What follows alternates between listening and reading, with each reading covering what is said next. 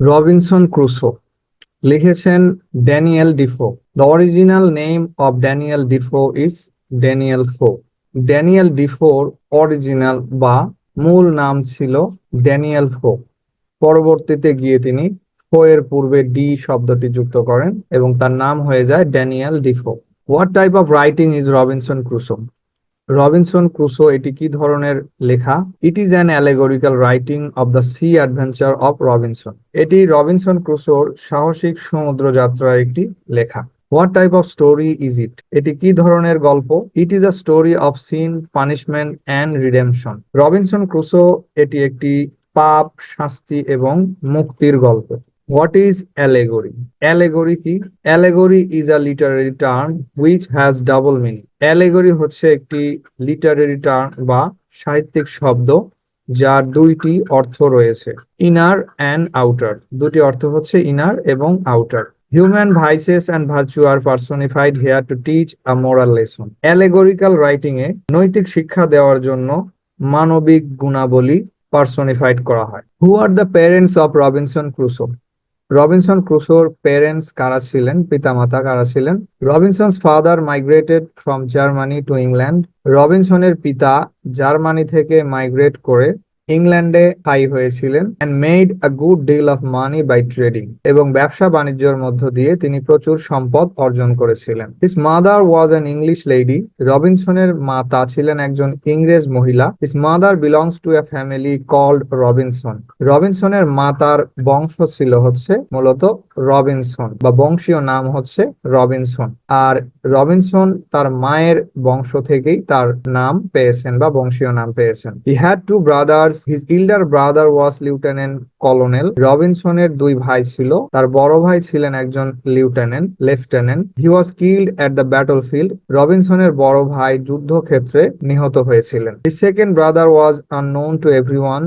Even his father did not know where he had gone. রবিনসনের ছোট ভাই সম্পর্কে কোনো খবর কেউ জানতো না, এমনকি তার পিতাও জানতো না যে সে কোথায় চলে গেছে বা হারিয়ে গেছে। What was the desire of Robinson's father? রবিনসনের পিতা রবিনসনকে নিয়ে কি স্বপ্ন দেখতেন বা তার কি আশা ছিল? As a wise and serious minded person, একজন বিজ্ঞ এবং সিরিয়াস মাইন্ডেড ব্যক্তি হিসেবে Robinson's father wanted him to become a lawyer. রবিনসনের পিতা চাইতেন যে সে যেন একজন আইনজীবী হয়। What did Robinson want to B?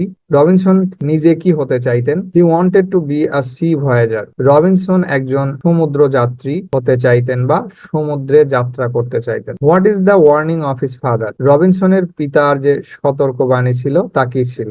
If Robinson went out disobeying his father, যদি রবিনসন তার পিতার আদেশ অমান্য করে সমুদ্রে যাত্রা করে, he would face the most miserable condition in life. তাহলে রবিনসন জীবনের সবচেয়ে দুঃখজনক পরিস্থিতির মুখোমুখি হবে। What are the arguments of his father against sea voyages? সমুদ্রে ভ্রমণ করার বিরুদ্ধে রবিনসনের পিতার কি কি যুক্তি ছিল?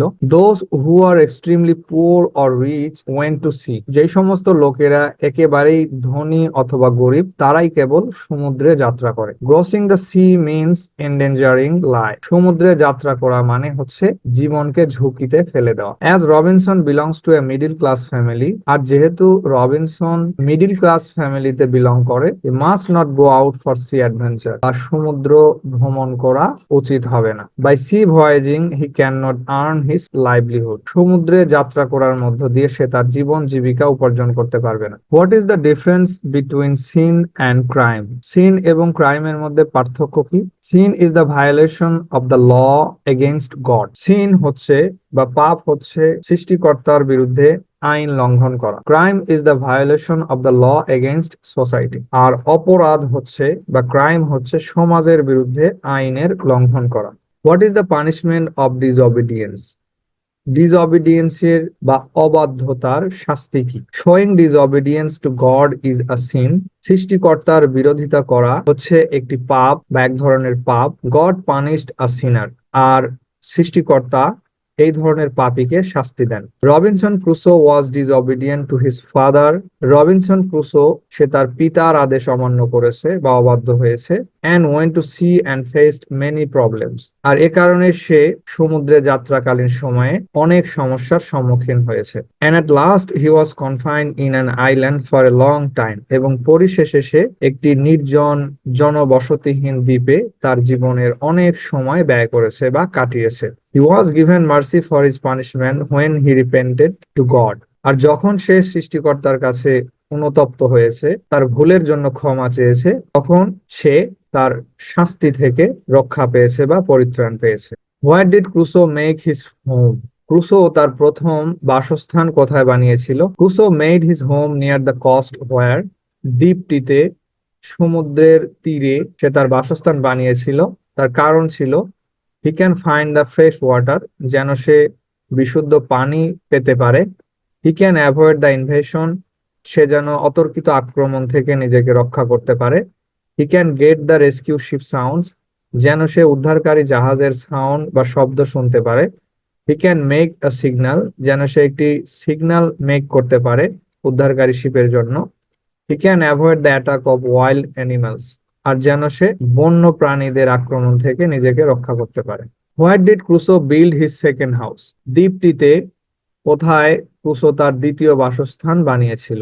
In the middle of the island, দ্বীপের মাঝখানে Crusoe discovered a fertile land, Crusoe একটি উর্বর জমির আবিষ্কার করেন। Which was full of different fruits like melon, grapes, lemon, orange and limes, আর যেই জমিটি বিভিন্ন ধরনের ফলমূলে পরিপূর্ণ ছিল, যেমন তরমুজ, আঙ্গুর, লেবু, কমলা লেবু এবং আরো অনেক ফল।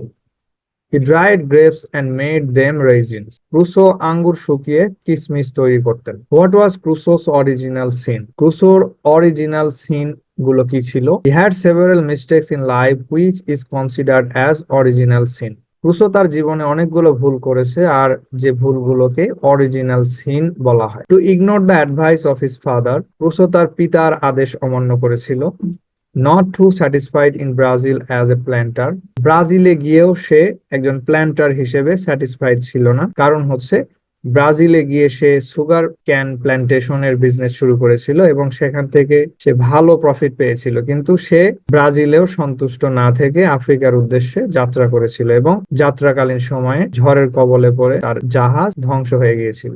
Not to satisfied on this island, এবং পরিশেষে সেই দ্বীপটিতে গিয়েও সে স্যাটিসফাইড ছিল না। আর এগুলোই হচ্ছে মূলত ক্রুসোর original sin. Write down the allegorical significance of Robinson Crusoe. Robinson ক্রুসোর যে অ্যালেগরিক্যাল সিগনিফিকেন্স ছিল তা লিখতে বলা হচ্ছে। Robinson Crusoe sinned by disobeying his father. Robinson Crusoe তার পিতার আদেশ অমান্য করে পাপ করেছিল। For this sin he was detested from human society for long 28 years. আর এই পাপের কারণেই সে মানব সমাজ থেকে 28 বছরের জন্য দূরে ছিল বা বিচ্ছিন্ন ছিল। After his repentance he reconciled with the human society, এবং তার অনুতাপের পর সে পুনরায় মানব সমাজের সাথে একত্র হয়েছিল। How did Crusoe affair as a colonizer? ক্রুসোর আচার আচরণ একজন কলোনাইজারের মতো কিসের ভিত্তিতে? As an Englishman Crusoe wanted to spread his colony on this lonely island. একজন ইংলিশম্যান হিসেবে ক্রুসো সেই নির্জন দ্বীপটিতে নিজের কলোনি স্থাপন করতে চেয়েছিল বা কলোনির প্রসার করতে চেয়েছিল। When he found Friday, যখন সে ফ্রাইডে নামে এক ছেলেকে পেয়েছিল, he made Friday his subordinate and taught him the language like sir, yes, yes master, it's. সে ফ্রাইডেকে তার সহযোগী বানিয়েছিল এবং তাকে কিছু ভাষা শেখাতে চেয়েছিল, যেমন স্যার, ইয়েস মাস্টার। আর এগুলোই মূলত ক্রুসোর একজন কলোনাইজার হওয়ার বা ঔপনিবেশিক হওয়ার প্রমাণ রাখে। অর্থাৎ তারা যেখানেই যাইতো ইংরেজ ম্যান হিসেবে, সেখানেই তারা নিজেদের আধিপত্য বিস্তার করতে চাইতো।